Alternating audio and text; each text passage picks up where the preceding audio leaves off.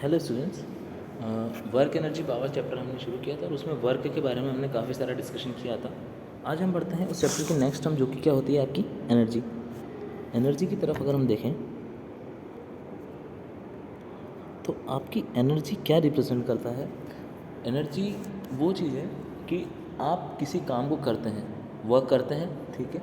उस वर्क करने की कितनी एबिलिटी आपके अंदर है। मीन्स अगर मैं एनर्जी को आसान भाषा में समझाना चाहूँ तो वो क्या हो जाएगा, एबिलिटी, या फिर एक और टर्म उसके हो सकती है कि कैपेसिटी, कि आपकी कितनी कैपेसिटी है किसी भी काम को करने की। तो एबिलिटी और capacity to do some work, ठीक है। किसी भी काम को करने की जो आपकी क्षमता होगी उसी को हम क्या बोल देते हैं, उतनी एनर्जी आपके अंदर है, ठीक है। यूनिट की बात करें तो अभी हमने जैसे देखा था कि जो वर्क डन जो होता है वो एनर्जी के फॉर्म में ही होता है, तो इसलिए यूनिट भी इसकी वही होगी जो वर्क डन की होगी, क्या होती थी, जूल, ठीक है। अब हम बढ़ते हैं थोड़ा सा इसके आगे कि एनर्जी कितने टाइप की हो सकती है या कितने टाइप की होती है। जनरली देखा जाए तो हमारे पास जो एनर्जी होती है वो दो टाइप की होती है, एक होती है काइनेटिक एनर्जी, एक होती है पोटेंशियल एनर्जी। एक एक करके दोनों टर्म्स को अच्छे से हम समझते हैं। पहला टर्म मैं लिखता हूँ काइनेटिक एनर्जी। क्या लिखते हैं, काइनेटिक एनर्जी। अगर हम बात करें काइनेटिक एनर्जी की तो ये एनर्जी वो एनर्जी होगी, एनर्जी का वो वाला पार्ट होगा जो किसी भी ऑब्जेक्ट के अंदर या किसी भी बॉडी के अंदर होगा उसकी मोशन की वजह से।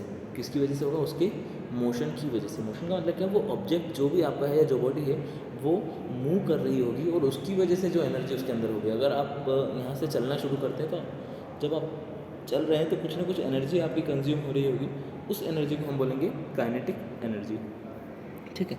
तो इसका डेरिवेशन तो एक वैसे है नहीं, पर ठीक है, थोड़ा सा एक फॉर्मूला कैसे डिराइव होता है उसके बारे में हम बात करें। सपोज़ करिए ये आपका एक ब्लॉक था, ये आपका एक ब्लॉक था एम मास का, जिसकी इनिशियल वेलोसिटी आपने कुछ भी नहीं दी। इनिशियल वेलोसिटी क्या थी, 0। लेकिन वो एक्सेलरेट करना शुरू करता है, ए एक्सेलरेशन के साथ राइट डायरेक्शन में एक्सेलरेट करना शुरू करता है, और कुछ एस डिस्टेंस या एस डिस्प्लेसमेंट के बाद उसकी वेलोसिटी हो जाती है सपोज़ v। कितनी वेलोसिटी हो जाती है, सपोज v। कैसे हुई वेलोसिटी, आपने कुछ फोर्स लगाया होगा f, उसकी वजह से हुई होगी, ठीक है। अभी हमने क्या देखा था कि वर्क डन किसके फॉर्म में स्टोर होता है, work done is stored in the form of kinetic energy. ये एनर्जी के फॉर्म में स्टोर होता है। काइनेटिक हम डायरेक्टली नहीं बोलते, हम बोलते हैं कि वर्क डन किसी भी एनर्जी के फॉर्म में स्टोर होगा। तो अगर हम इसका निकालें कि ये जो फोर्स आपने लगाया है इसकी वजह से कितना वर्क हुआ होगा, तो आप क्या बोलेंगे, सर वर्क डन जो हुआ होगा वो होगा F इंटू एस के बराबर।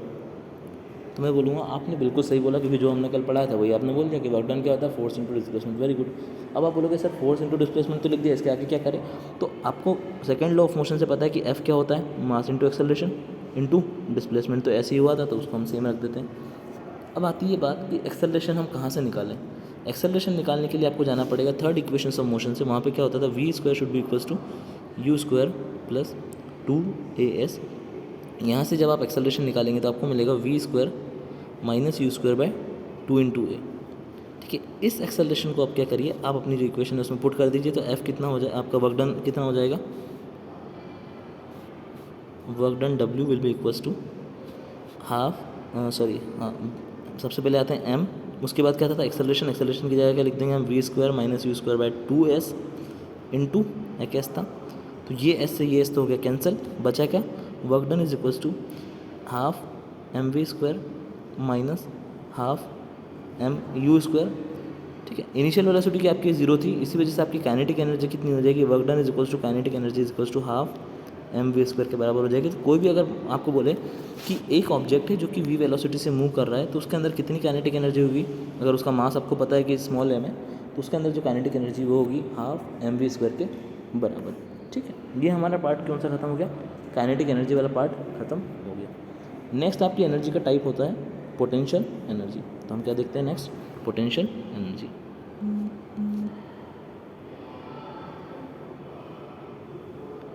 पोटेंशियल एनर्जी, पोटेंशियल एनर्जी की बात करें तो सबसे पहले हम इसमें पोटेंशियल का मतलब समझते हैं। पोटेंशियल मतलब किसी काम को करने की आपके वही बात है कि कितनी आपके अंदर क्षमता है और कितना आप उसमें कर पा रहे हो। मान लो अगर मैं बोलता हूँ कि एक बच्चे में पोटेंशियल है, इसका मतलब ये है कि वो बच्चा कर सकता है, कर रहा है, नहीं कर रहा है वो अलग बात है, लेकिन कर तो सकता है ना। एक बच्चा बहुत ज़्यादा मार्क्स ला सकता है, वो नहीं पढ़ रहा है वो अलग बात है, पर ला तो सकता है। तो एक और बात अगर हम इसके बारे तो अगर हम अब फिज़िक्स की बात करें तो हमने जनरली बात करी कि पोटेंशियल का मतलब क्या होता है। अगर हम फिज़िक्स में जाके इसकी बात करें तो ऐसी एनर्जी जो कि उसकी पोजीशन की वजह से हो। अगर मैं एक चौक को या एक डस्टर को आपकी घर की छत पे ले जाके आप वहाँ से छोड़ दें तो वो डस्टर या चौक जो भी आपके हाथ में है या जो भी एक कॉपी भी आपके पास में या बॉल आपके हाथ में, उसको अगर आप छोड़ेंगे तो वो नीचे गिरता है। क्यों नीचे गिरता है आपको पता है? आप ग्रेविटेशनल फोर्स की वजह से गिरता है। ग्रेविटेशनल फोर्स की वजह से गिरता है, ये सबको पता है। लेकिन वो नीचे क्यों गिरा? उसके अंदर कुछ न कुछ ऐसी क्षमता तो होगी जिसकी वजह से वो नीचे गिरा। वो क्षमता आई ग्रेविटेशन की वजह से होगी, ये हम मानते हैं। लेकिन गिरा है मतलब उसके अंदर कुछ न कुछ एनर्जी होगी। उस एनर्जी को हम बोलते हैं पोटेंशियल एनर्जी। क्यों? क्योंकि वो उसकी पोजीशन है, इतनी हाइट पे वो रखा हुआ है इसीलिए। अगर आप उसको ग्राउंड पे रख दो तो उससे और नीचे नहीं जाएगा, क्योंकि वहाँ से नीचे जाने का एक तो रास्ता भी नहीं है, दूसरा ग्राउंड पे जब रख दिया तो उसके अंदर उसकी पोटेंशियल एनर्जी भी नहीं है। मान लीजिए एक ब्लॉक, मान लीजिए सबसे पहले ये एक ब्लॉक है जो उसको आप छत पे ले गए, इसको यहाँ से आपने छोड़ा और नीचे गिर गया। ये गिरेगा ही सही, अगर आप नीचे छोड़ोगे तो वो नीचे गिरेगा ही सही, ऑब्वियस सी बात है। मान लीजिए हाइट कितनी है इसकी, आपकी छत से ग्राउंड की हाइट है h मीटर्स। तब इसके अंदर पोटेंशियल एनर्जी कितनी स्टोर्ड होगी? देखो वर्क डन के फॉर्म में ही होगी, ये तो आपको पता है। तो फोर्स इंटू डिस्प्लेसमेंट लिखोगे। फोर्स को आप लिखोगे क्योंकि ग्रेविटेशनल फोर्स है mg इसके ऊपर लग रहा होगा डाउनवर्ड्स, फोर्स को लिखोगे mg। हाइट कितनी है आपकी h। इसी एनर्जी को जो वर्क डन के फॉर्म में स्टोर्ड है इसको बोला जाता है mgh के बराबर। किसी भी पोटेंशियल, किसी भी ऑब्जेक्ट के अंदर या किसी भी बॉडी के अंदर पोटेंशियल एनर्जी स्टोर्ड होगी जब वो किसी हाइट h के ऊपर रखा जाए। ठीक है, नेक्स्ट हम बात करते हैं पोटेंशियल एनर्जी स्प्रिंग के अंदर कितनी होती है। इसका मैं डायरेक्ट आपको फॉर्मूला बता देता हूँ क्योंकि आपके सिलेबस में शायद है नहीं। पोटेंशियल एनर्जी ऑफ स्प्रिंग है या नहीं है मेरे को कंफर्म नहीं है, इसलिए बता देता हूँ। सिर्फ पोटेंशियल एनर्जी अगर स्प्रिंग के लिए हम बात करें कितना होगा, मान लीजिए एक स्प्रिंग लिए आपने इसको इस वॉल के अराउंड ऐसे टांग दिया, इस वॉल के अराउंड ऐसे टांग दिया। क्या करेंगे आप? स्प्रिंग को ऐसे आपने प्रेस किया, क्या होगा? जब आपने प्रेस किया तो स्प्रिंग वापस प्रेस करने के बाद अपनी ओरिजिनल पोजीशन पर आएगी। तो जो ओरिजिनल पोजीशन पे आते समय उसके ऊपर जो फोर्स लगता है वो फोर्स इक्वल्स होता है k इंटू एक्स के बराबर, where k is what? Spring constant. Spring constant जो होता है वो उस मटेरियल पे डिपेंड करता है जिस मटेरियल की स्प्रिंग बनी हुई है, उस पर फोर्स लगता है k इंटू एक्स के बराबर। उसके अंदर जो पोटेंशियल एनर्जी स्टोर्ड होती है वो होती है हाफ k एक्स स्क्वायर के बराबर। ठीक है, ये डायरेक्ट फॉर्मूला मैंने लिखवा दिया, ज़्यादा इसमें डेरिवेशन में जाने की जरूरत है नहीं कि कैसे हाफ k एक्स स्क्वायर होगा, फोर्स कैसे k एक्स होगा। बस x क्या होगा वहाँ पर, जितना दूर आपने उसको खींच के अंदर तक ले गए होंगे। ठीक है, x क्या होगा? जितना दूर या तो अंदर ले गए या बाहर ले गए, जहाँ भी ले गए होंगे वो क्या होगा आपका k इंटू एक्स के बराबर टोटल फोर्स लगेगा। उसके अंदर पोटेंशियल एनर्जी स्टोर्ड होगी, वो कितनी होगी? हाफ k एक्स स्क्वायर के बराबर। ठीक है, पोटेंशियल एनर्जी हो गया हमारे पास और हमारा काइनेटिक एनर्जी भी हो गया। ठीक है, नेक्स्ट आता है आपका law of conservation of energy. वो बहुत ज़्यादा कुछ नहीं बताता, जो आपने काइनेटिक एनर्जी में देखा अभी तक, जो हमने ये काइनेटिक एनर्जी में ये टर्म जो लिखी थी W is equals to half mv square minus half mv square, यही आपका होता है वर्क एनर्जी थ्योरम। यही क्या होता है आपका वर्क एनर्जी थ्योरम। नोट्स में आपको अलग से लिखा हुआ जरूर मिल जाएगा ये, बाकी यहीं पे बता देता हूँ ताकि समझ में आ जाएगा। वर्क एनर्जी थ्योरम क्या बोलता है आपका कि जो भी वर्क आपको किसी ऑब्जेक्ट के ऊपर उसको मूव कराने के लिए करना पड़ेगा, जो भी वर्क आपको किसी ऑब्जेक्ट को उसको मूव कराने के लिए करना पड़ेगा, वो उसकी काइनेटिक एनर्जी में कितना चेंज हुआ है उसके बराबर होगा। हमने क्या माना था कि उसकी इनिशियल वेलोसिटी क्या थी? u, means initial kinetic energy कितनी हो जाएगी? Half m u square. हमने क्या माना था कि उसकी फाइनल वेलोसिटी क्या होगी ब्लॉक की? v, मतलब अब उसकी एनर्जी कितनी होगी kinetic energy? Half m v square.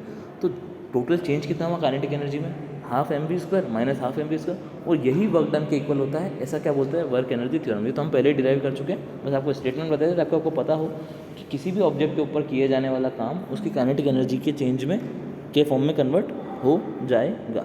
ठीक है, ये हमारा यहाँ से ख़त्म हो जाता है एनर्जी का थोड़ा सा पोर्शन। अभी एक law of conservation of energy बचा हुआ है, उसके बाद हम मोमेंटम वगैरह के बारे में भी देखेंगे। लॉ के मोमेंटम कंजर्वेशन का थोड़ा सा एप्लीकेशन जो आता है वो हम यहाँ पे देखेंगे। ठीक है, तो मंडे को मिलते हैं हम, कल तो छुट्टी रहेगी। Okay, God bless you and thank you so much.